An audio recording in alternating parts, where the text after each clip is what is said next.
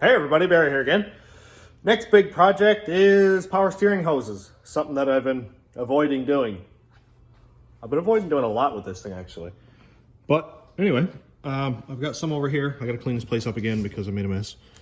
But here is the Chev truck power steering hose with the correct end on it.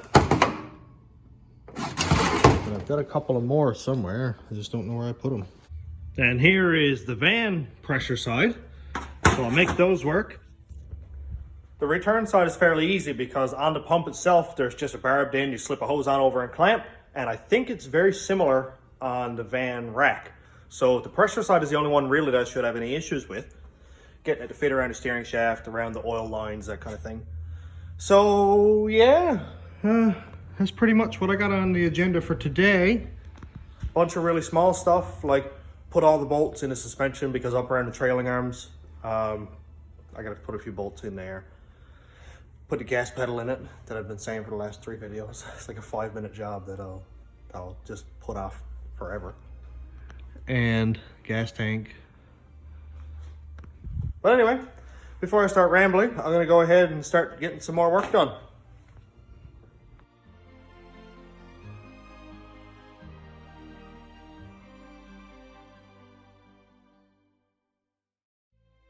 It's going to be kind of hard to see, but I've got to get from right here up to the power steering pump, which is right there. One line, the return comes out of right here. I just got to clamp a hose on, that's easy. But the other one's on the back of the pump, right next to that brass fitting there in the zip tie. Which is not too serious, just a little bit of tight. I don't care if I got to hack up this line here and, you know, cut it, rotate it, put a compression joiner on it, make it work, that kind of thing. It's not serious. But yeah, nothing to it. Oh, also, this laptop is a pile and it dies really quick. So I bought this thing, Canadian Tire. It's a 120 watt inverter, plugs into the vehicle here, 120 watt. And I think that's gonna be more than enough to keep this thing alive while I'm tuning. I had one of the small black Motomaster Eliminator ones that was like 75 watt. It worked fine. It maintained the battery and charged it a little bit. So I'm hoping that this one's going to charge it fairly fast. So yeah, this thing, I'll let you know what it's like. This is not going to be a review or anything, but you know, if it can help somebody, it helps.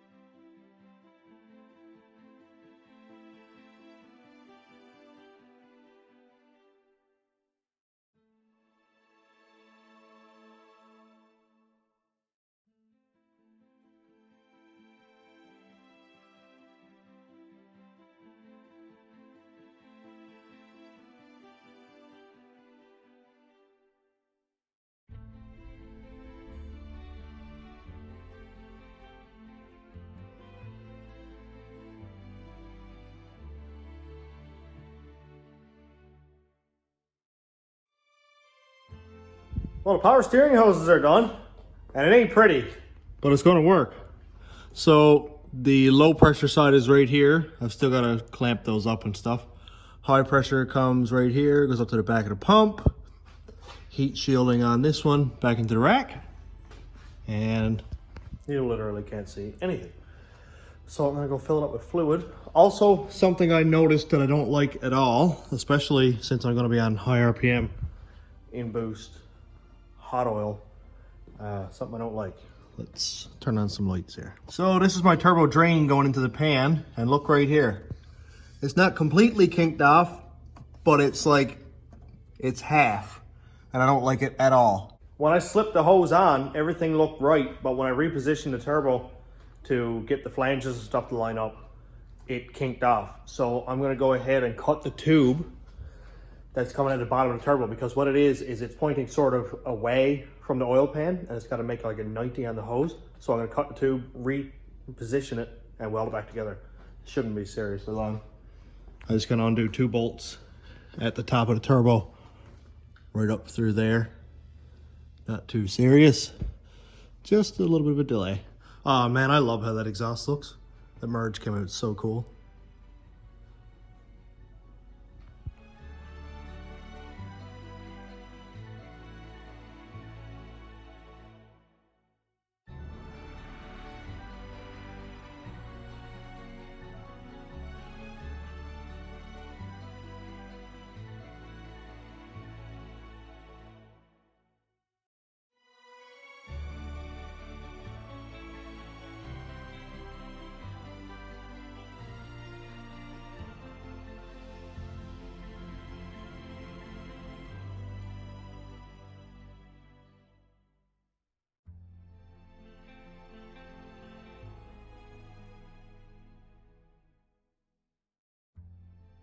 Well, I got the turbo drain off and it's going to work perfect.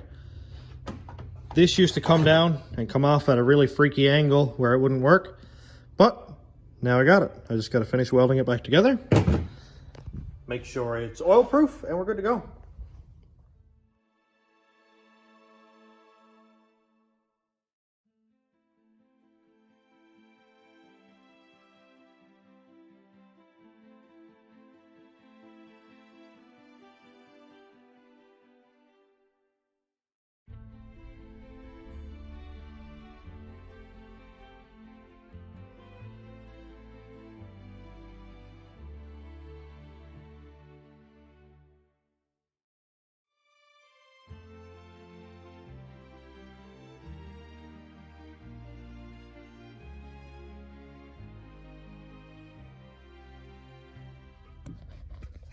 Well, turbo drain looks a lot better. Not kinked off at all now. That's gonna make me feel a lot better.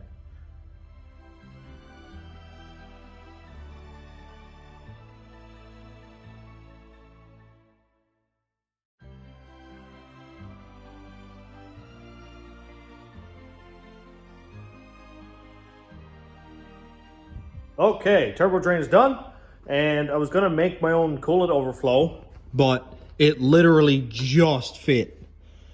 Like, just fit. And the hose goes across, clips into here. Perfect, overflow done. I got it filled with water right now. I would never normally do that, but I'm going it on a racetrack on a basically untested engine. And if I blow off a coolant hose, there'll be a lot of upset race car drivers when it's 28 degrees and we're out there sweeping off the racetrack because I dumped 3 gallons of coolant on it. So water it is. It'll dry quickly if a hose does happen to come off. I hope it doesn't, obviously, but you know, better off having something that'll just dry on its own. Or we can sweep off quickly. What should I do now? I wonder. I'm gonna do the gas pedal because I put the seats back in it. There's absolutely no room whatsoever. What better time? Watch this. Are you ready? No, no, no, no, no. It's slow, but it moves. I got power seats. Sick.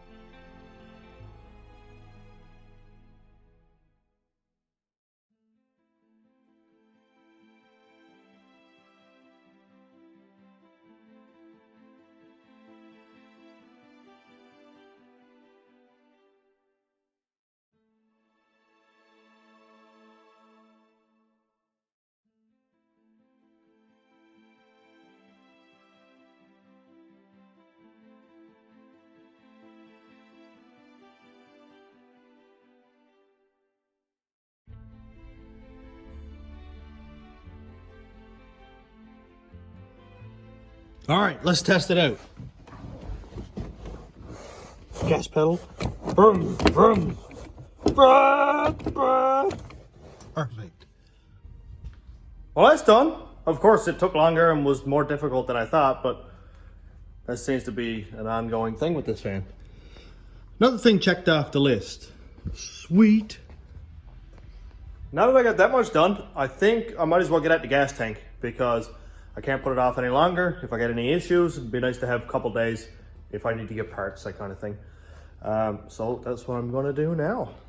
Get this thing put up on the bench, see if I can get my walbro pump put in it.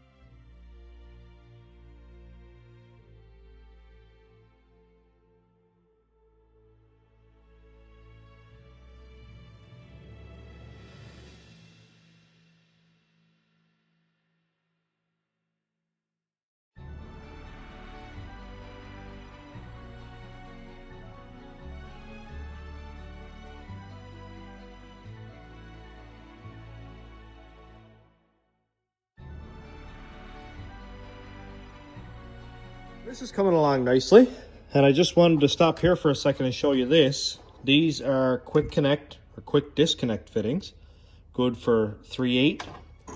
Come 2 in a pack, and they got a barb on this end so you can clamp a hose on. And part number on these is 800-082 by Dorman if anybody wants those. They're wicked because the ones that you take off of these trucks, the stainless tabs all seize up or they rust in, and then you destroy them taking them off. And these are nice replacement pieces.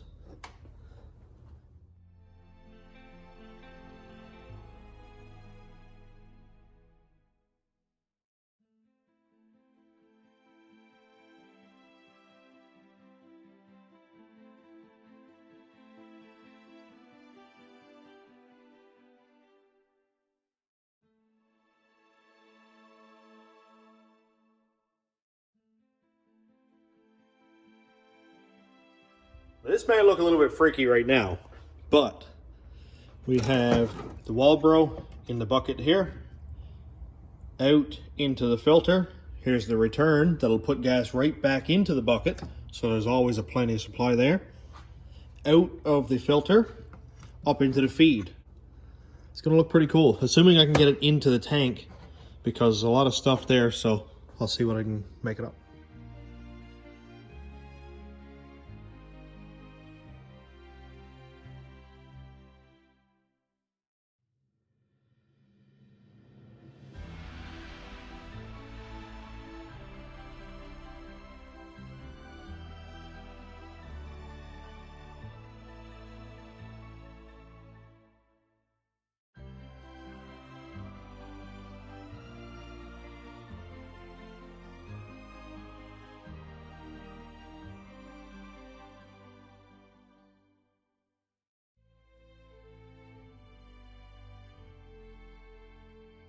Alrighty, we are derby ready, burnout competition ready.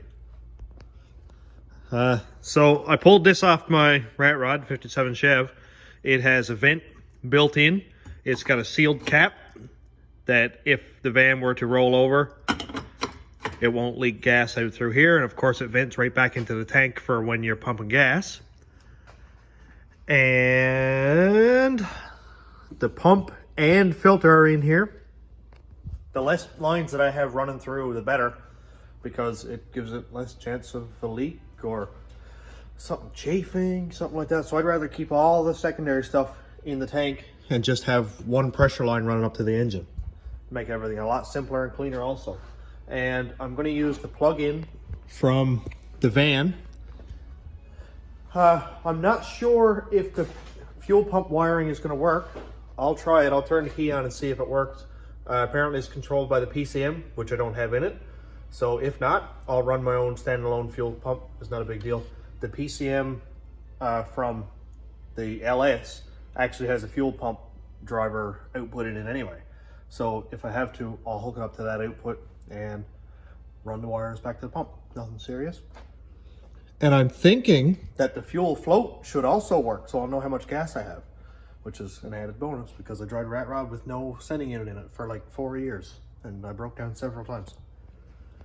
So I'm gonna go strap this thing in and see if I can get some of this fuel hose ran to the back.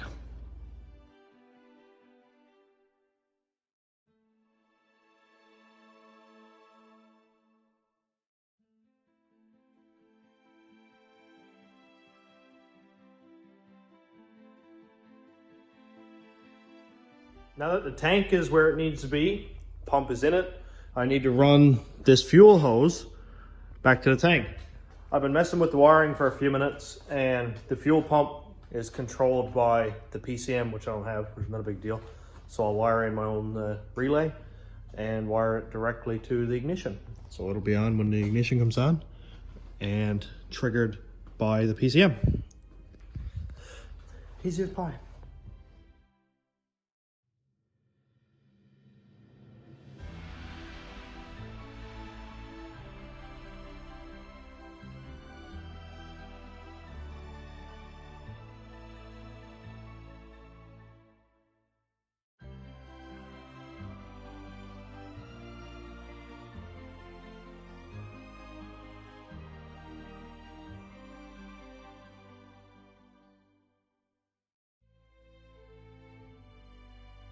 I got all the fuel lines ran under the vehicle. So they come from the front, along the frame rail, all clamped up nice. And I had to join it here because it wasn't quite long enough. Put a rubber grommet up into the frame of the van so it doesn't chafe the hoses off. It's nice and tight in there. Now I just need to get up here and hook up the fuel line to the tank.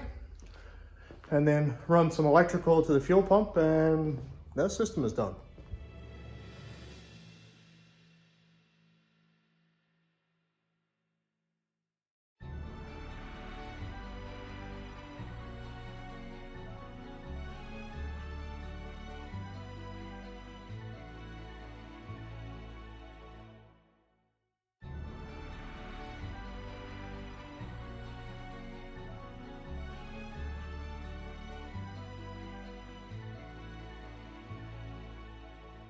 Well, while I was under there, I figured I'd go ahead and put a few more bolts in. And I went ahead and put my new bolts into the rear end. Those are the new Dorman ones. Also, I put the rest of the bolts in my ladder bar brackets.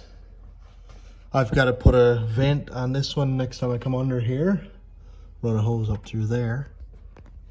Tomorrow's Father's Day and I want to do something with Cass and the girls. Cass just reminded me today that it's Father's Day tomorrow. Sorry, babe. So I'm gonna finish her up here and go home and spend some time with the girls and watch a movie, relax a little bit. That's what I'm looking forward to, a little bit of relaxing. So, thanks for watching, everybody. Have a good night.